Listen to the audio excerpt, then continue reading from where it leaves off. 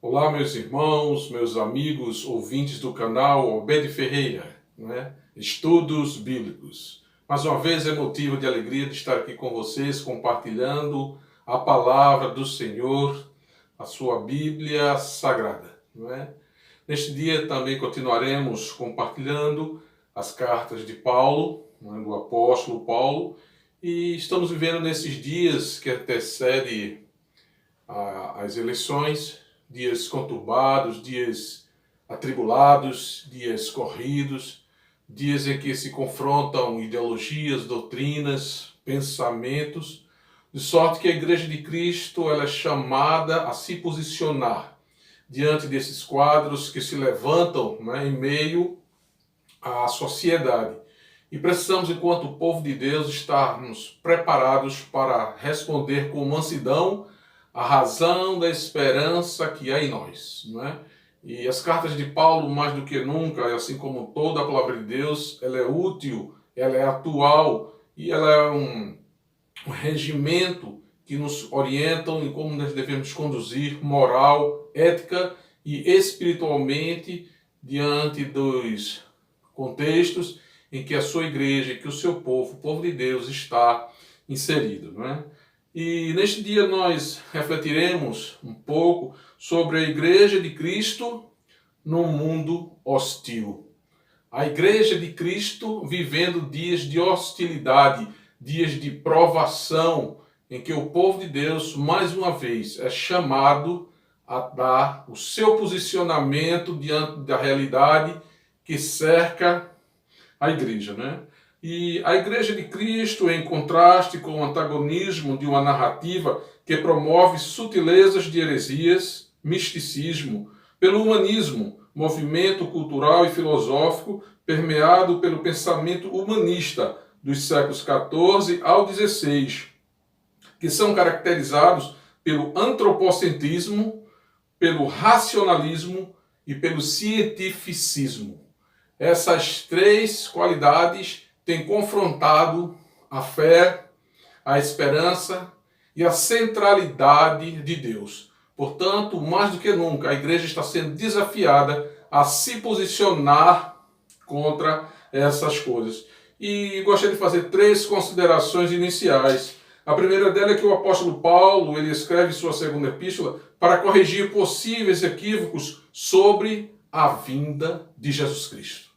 Mais do que nunca, a igreja é chamada a proclamar, a anunciar a vinda de Jesus Cristo, para que a humanidade tenha ciência do caminho em que ela está correndo, a trajetória em que ela está percorrendo, mas acima de tudo, o sentido que ela está percorrendo, um destino de morte, de destruição. Mas a palavra de Deus ela está sendo colocada, ela está sendo posta para que o homem, para que essa humanidade, ela possa perceber entre os dois sentidos de uma mesma direção, o qual ela deve seguir. Em segundo lugar, é que a fim de fortalecer a igreja para o embate contra o mundo, permeado por ideologias perniciosas. Paulo ele vai advertir ali aos irmãos da igreja de Tessalônica, como também a nós hoje, e todos os tempos até a vinda de Jesus Cristo, advertir a igreja nesse embate, nesse combate, nesse confronto com o mundo odierno. E em terceiro lugar, que ao mesmo tempo em que o apóstolo Paulo ele apresenta a sua gratidão pela vida dos irmãos, fruto da fraternidade entre eles. Veja que ali a igreja em Tessalônica, também como nós hoje, estava envolvida por uma comunidade, por uma sociedade, com as mesmas características das nossas sociedades atuais, porque o pensamento filosófico ele permeia toda a história, permanecendo ali incutido em alguns grupos ou em vários grupos. Então, nós refletiremos hoje sobre segunda carta de Paulo aos Tessalonicenses. E no capítulo 1, versículos de 4 a 6, nós lemos: Em razão disso, nós mesmos nos orgulhamos de vós diante das igrejas de Deus, por causa da vossa perseverança e fé em todas as perseguições e aflições que suportais. Isso é prova clara do justo julgamento de Deus, para que sejais considerados dignos do reino de Deus, pelo qual sofreis. De fato, é justo diante de Deus que ele pague com tribulação os que vos atribulam. Então, diante desse texto, nós percebemos que a igreja de Cristo, a igreja cristã, apesar de perseguida, se mantém fiel, igreja eleita e protegida por Deus. Em meio a esse espírito de comunhão e de fraternidade, o apóstolo Paulo fala sobre a justiça de Deus que será derramada sobre toda a criatura, onde a igreja é considerada digna do reino de Deus pelas lutas enfrentadas e pela fidelidade a Deus.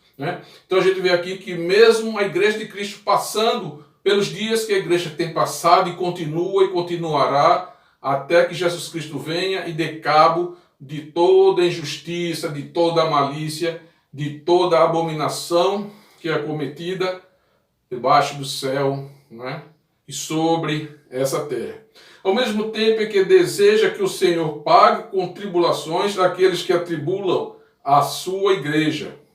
E aqui me veio à memória aquele episódio do rei Davi, quando sendo perseguido pelos seus inimigos, ele declarava diante de Deus as suas orações imprecatórias, ou orações em que ele pedia a Deus que Deus destruísse os seus inimigos, os inimigos do povo de Deus. Aqui o texto nos mostra Paulo fazendo uma oração, apresentando diante de Deus uma oração de imprecação, uma oração imprecatória, mas revela o desejo no seu coração de que o Senhor faça justiça contra aquele que atribula, contra aquele que persegue o povo de Deus. Portanto, aqui a igreja é identificada como uma igreja perseguida, mas fiel, gloriosa e que aguarda a vinda do nosso Senhor e Salvador Jesus Cristo.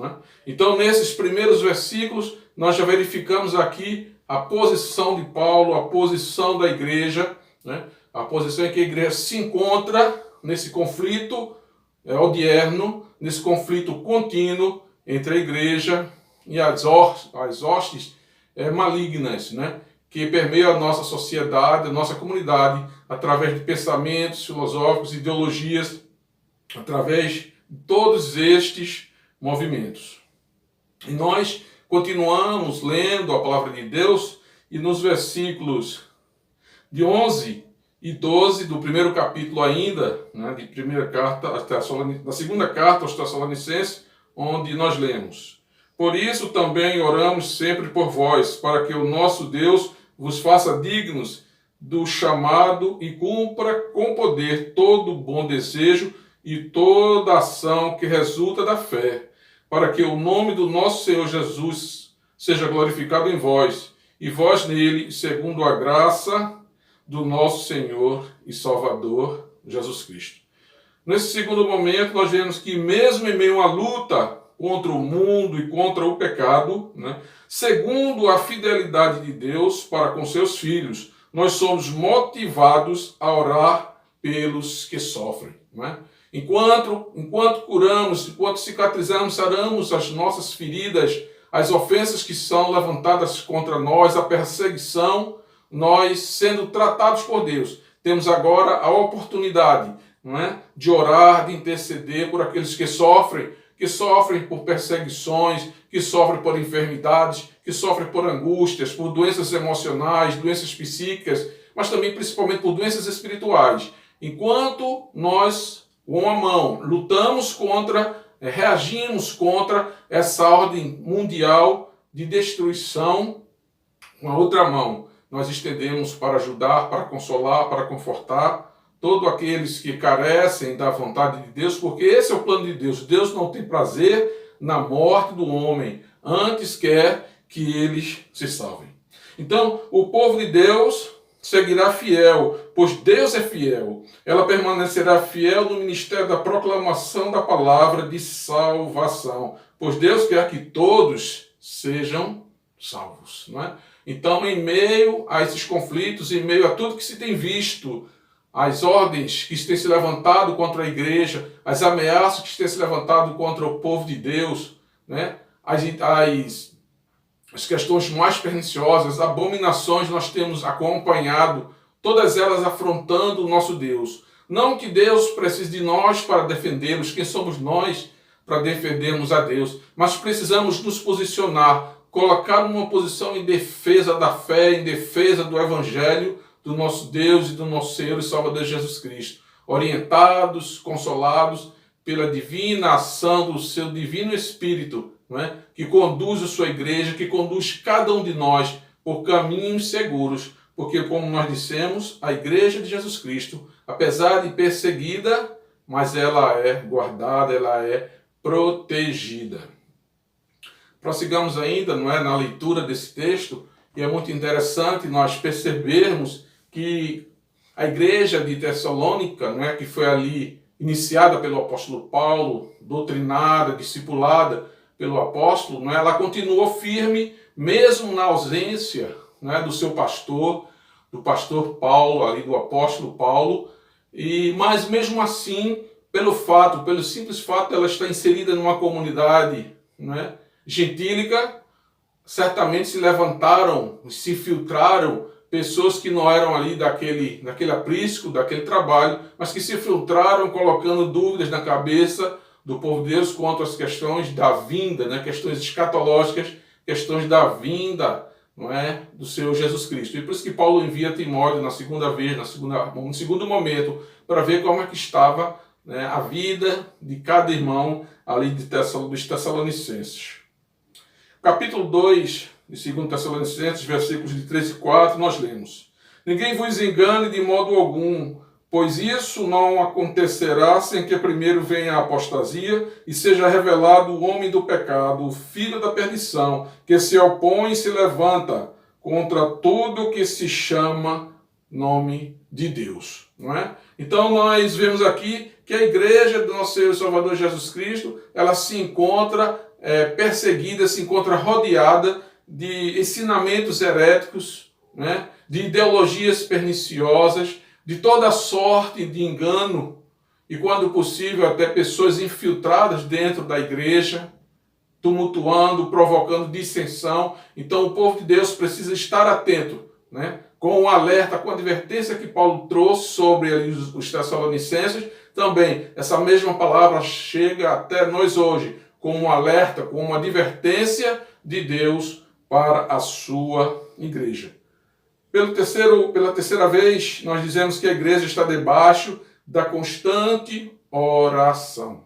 Assim como Paulo orou pela igreja de Tessalônica e orou pelas demais igrejas que ele iniciou ali os trabalhos, também hoje tem se levantado clamores em favor da igreja, em favor do povo de Deus, diante do quadro que nós percebemos. E não apenas na ordem do Brasil, na esfera do Brasil, mas em todo o mundo, o povo de Deus, os servos de Deus, estão coagidos pela guerra, pela fome, pelas doenças, por toda sorte de tristezas, o povo de Deus é assolado, mas sabendo que o povo de Deus pode contar com seu Deus como fortaleza e refúgio, sempre presente nessas horas, nas horas de grandes tribulações. Portanto, diante da perspectiva da vinda de Jesus Cristo, Paulo adverte a igreja quanto à ideia da reunião com o Senhor. E ali naquele momento, o apóstolo Paulo chamava o povo de Deus ali, né,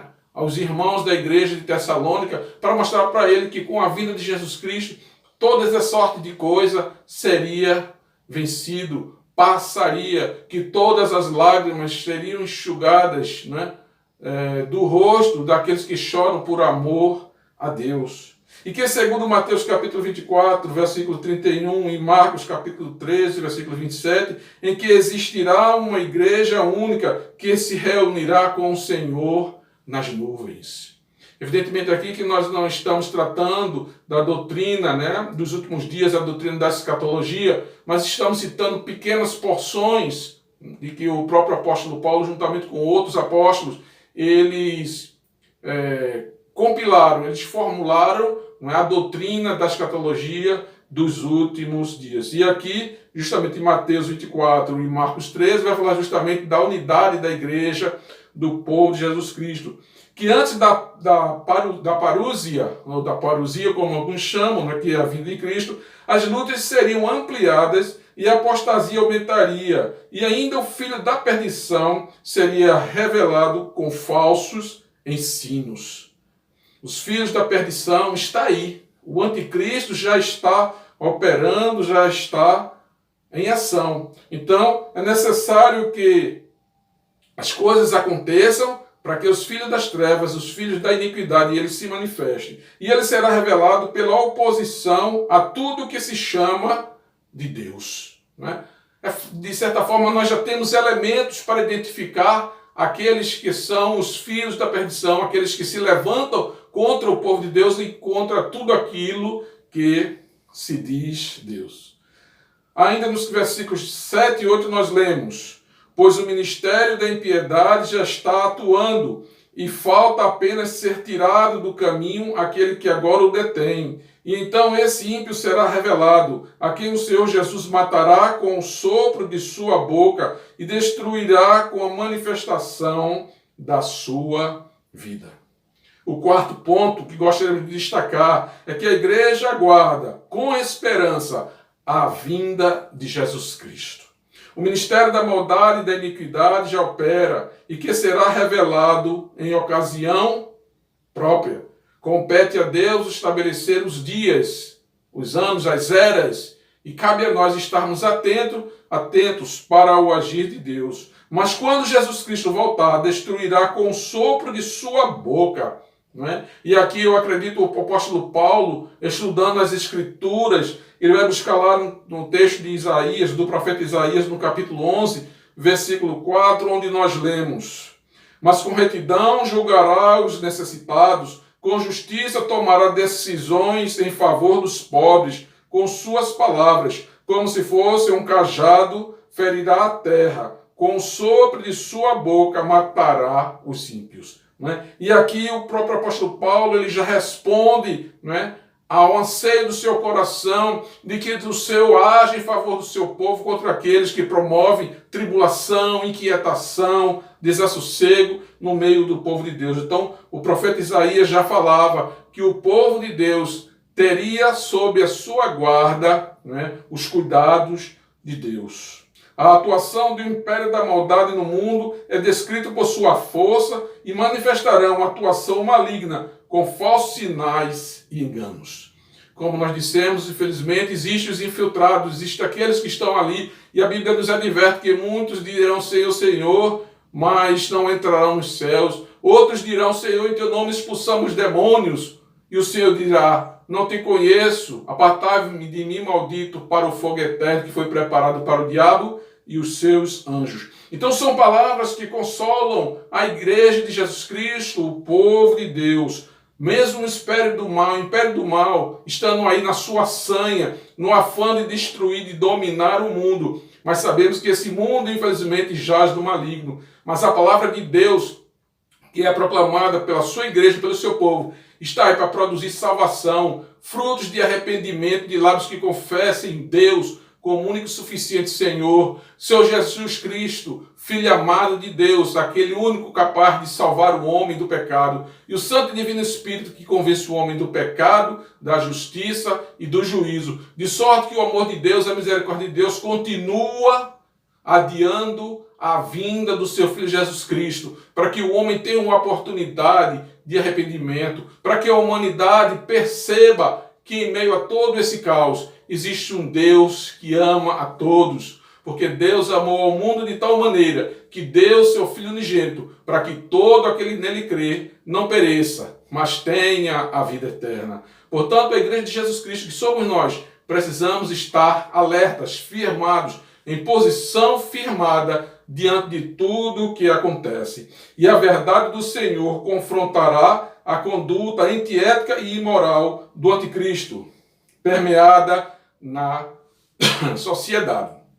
Portanto, nós que conhecemos essas verdades, precisamos estar firmados na nossa torre de vigília, não é? Tocando a trombeta para aqueles que menos avisados possam perceber a presença do inimigo e se proteger e se refugiar no castelo forte que é o nosso Senhor e Salvador Jesus Cristo. Continuando ainda no estudo, na reflexão da palavra de Deus, vemos lá nos versículos 11 a 14, onde nós lemos: é por isso que Deus lhe envia a atuação do erro, para que creiam na mentira, para que sejam julgados todos que não creem na verdade, mas tiveram prazer na injustiça. Fiéis e no testemunho, de tal modo que sejamos, combatente das coisas do mal, que a sanha do iníquo seja confrontada com a palavra que condenará o iníquo, mas que salvará todo aquele que, tendo crido em Jesus, se mantiveram fiéis e de bom testemunho. E em terceiro e último lugar, como a Igreja de Cristo, precisamos manter disponível a oportunidade da salvação para aquele que estiver com seus corações sensíveis à volta e à voz do Senhor. Portanto, fica neste dia, nessa breve reflexão, o nosso desejo de que você que nos ouve, que um dia aceitou Jesus Cristo como único e suficiente Salvador, se mantenha firme, tome posição diante do quadro que se alinha, para que assim sejamos, faróis acesos como referência para aqueles que se encontram perdidos em meio a esse fogo cruzado entre o bem e o mal. Então, como Igreja de Cristo, precisamos tomar posição. E você que nos ouve, que ainda não fez uma decisão diante de Jesus Cristo, esse é o momento para você parar e refletir, de ver como está a sua vida, para onde você está se conduzindo, qual a direção da sua vida, qual tem sido as suas escolhas, têm sido boas, e aos olhos de Deus, como elas têm sido. Guardemos, pois, a nossa consciência, santa, imaculada, diante do nosso Deus. Oremos. Amantíssimo Deus e soberano Pai, graças te damos, Senhor, por teu amor. Fica conosco, é o que nós te pedimos, em nome do teu Filho Jesus Cristo, aquele que vive e reina para todos sempre. Amém. Igreja de Cristo, apesar de perseguida, mas é a igreja protegida, a igreja eleita, é uma igreja vitoriosa. Guardemos, pois, os nossos corações e as nossas consciências diante do nosso Deus. Fiquem todos na paz do Senhor. Até a próxima oportunidade. E aguardando em Deus, aguardando em Jesus Cristo a sua volta. Tomemos as decisões, conferindo, comparando-as com a palavra de Deus. Fiquem todos na paz do Senhor.